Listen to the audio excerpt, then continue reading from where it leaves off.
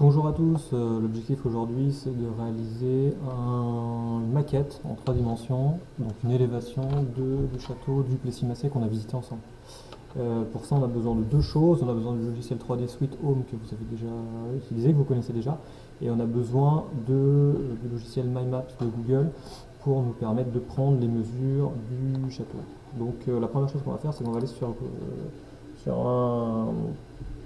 un logiciel n'importe lequel qui nous permet d'aller en ligne. Donc ici Firefox, on peut utiliser d'autres navigateurs. Et on va aller tout de suite donc, se connecter à un compte Google. Et vous voyez qu'ici je suis déjà connecté au compte collège numéro 1. Et on tape MyMaps pour avoir la mesure. Pour ça, on va créer une carte, une nouvelle carte qu'on n'utilisera que, en fait, qu'on ne va pas enregistrer définitivement, qu'on effacera après, qu'on va enregistrer que pour faire les mesures. Et si vous regardez, là, on a un outil qui est ici, qu'on n'a jamais utilisé encore, qui s'appelle mesurer des distances et des zones. Et du coup, on va aller mesurer des distances au Plessis-Massé. Donc, on a besoin d'avoir le château. On va sélectionner le château du Plessis-Massé directement. Et on va aller mesurer. Donc, vous voyez, les corps de bâtiment du château sont ici. Là, on voit bien les tours. Pour peut-être plus de visibilité, on va changer de fond de carte, on va utiliser le fond de carte satellite pour avoir une meilleure vue.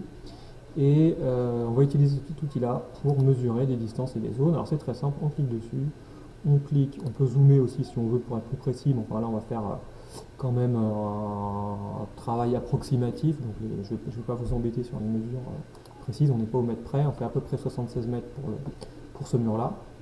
Et du coup, toutes ces mesures qu'on va prendre ici, on va les reporter maintenant sur le logiciel Sweet Home 3D. Alors pour le logiciel, il est déjà sur vos ordinateurs. Vous allez dans tous les programmes. Ici, vous cliquez dans Technologie.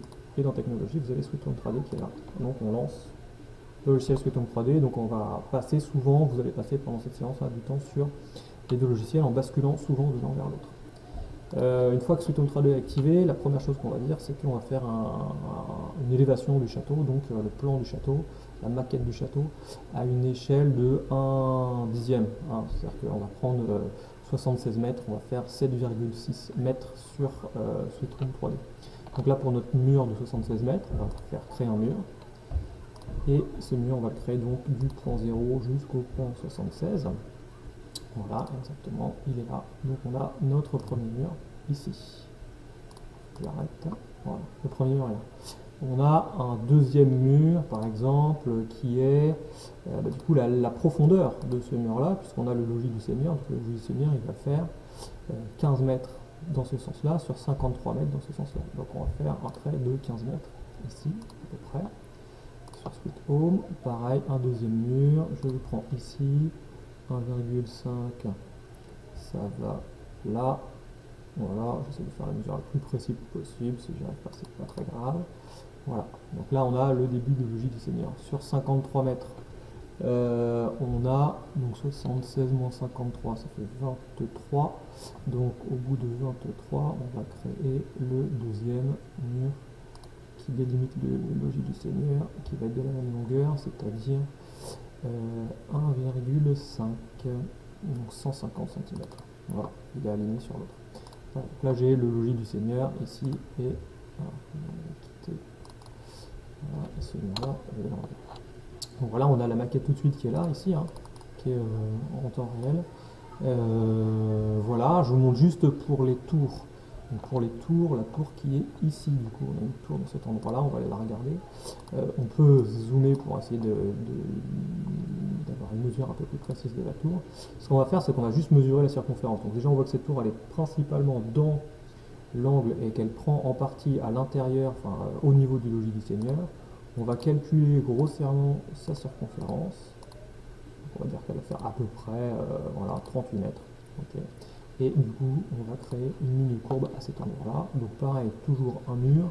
Du coup, je le crée un petit peu en trait, pas tout à fait à l'angle, pour qu'il ne soit pas totalement à l'extérieur. Et je fais 3,8, donc 38. Hop, voilà. Ouais, je vais faire 39. Et donc j'appuie sur la touche CTRL avant de cliquer une deuxième fois. Et j'ai mon secteur angulaire qui apparaît. Et je vais pouvoir faire donc cette tour ici, cet endroit-là, ce qui correspond à peu près à la taille de la tour ici. Voilà, pour le respect des angles, pour la suite des murs, on fait à peu près au jugé, on essaie de placer les tours à peu près au bon endroit, et voilà, on va juste décider de la taille ensemble des murs, donc de la hauteur des murs, et on va faire ça tout de suite. Et donc pour modifier la hauteur des murs, il suffit de sélectionner un mur, donc vous faites bien attention d'avoir bien la flèche, vous faites un clic droit sur le mur, et vous faites modifier les murs. Alors, du coup, ces murs, ils ont une hauteur par défaut de 2,50 m. Elle est ici, là, une rectangulaire de 2,50 m. Donc, ce qu'on peut faire, c'est qu'on peut décider tout de suite, un peu rapidement, quelles sont les hauteurs des murs des châteaux au Plessis Massé. On va utiliser la plupart des murs, c'est-à-dire tous les murs d'enceinte, sauf les tours, on va leur donner 6 mètres de haut. Et les autres murs, c'est-à-dire le donjon, il faut qu'il soit vraiment plus haut.